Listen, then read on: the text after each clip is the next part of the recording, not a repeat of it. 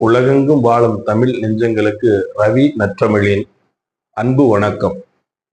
நாம் சில நாட்களாக கலித்தொகை அகநானூறு பாடல்களை பார்த்தோம். ஒரு சில கவி காளமேக புலவரின் பாடலை இப்போது பார்ப்போம். வெங்காயம் சுக்கானால் வெந்தயத்தால் ஆவதென்ன, இங்கார் சுமந்திருப்பார் இச்சரக்கை, மங்காத சீரகத்தை தந்திரேல் தேடேன் பெருங்காயம் ஏரகத்து செட்டியாரே.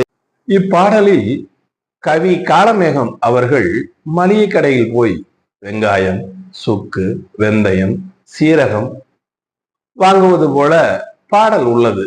ஆனால் கவி காளமேகம் இந்த கருத்தை மட்டுமா சொல்லியிருப்பார்? அவர் சிலையடை பாடுவதில் மிகவும் வல்லவர்.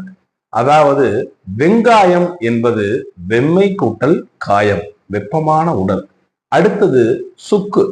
சுக்கு வெங்காயம் காய்ந்தால் எப்படி இருக்குமோ அது போல இருப்பதுதான் சுக்கு. நாம் உடலும் அதுபோல் மெலியும். வெந்தயம் நம் சமையலுக்கு தேவையான ஒரு முக்கியமான பொருளாகும். அது உடல் சூட்டை தணிக்கும். அதுபோல இது வெம்மை கூட்டல் தேயம். இந்த உடல் ஆசைகளை சுமந்து இருக்கக்கூடிய உடல் என்று சொல்கிறார். மேலும் நாம் உடல் மெலிந்து நலிந்து இருந்து என்ன பயன் என்பதையே இங்கார் சுமந்திருப்பார் இச்சரக்கை என்று கூறுகிறார்.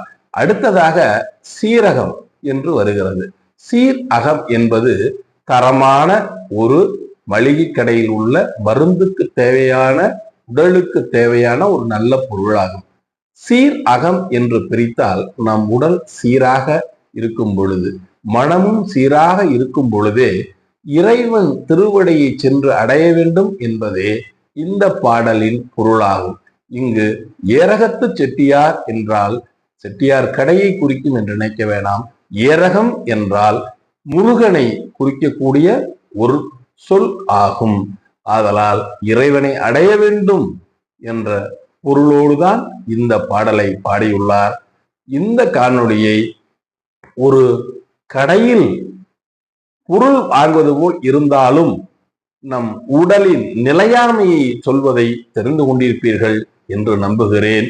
இந்த காணொளியை உங்கள் நண்பர்களுக்கு ஷேர் செய்யுங்கள், சப்ஸ்கிரைப் செய்யுங்கள், கமெண்ட் செய்யுங்கள் என்று கேட்டுக்கொண்டு அன்புடன் விடைபெறுகிறேன்.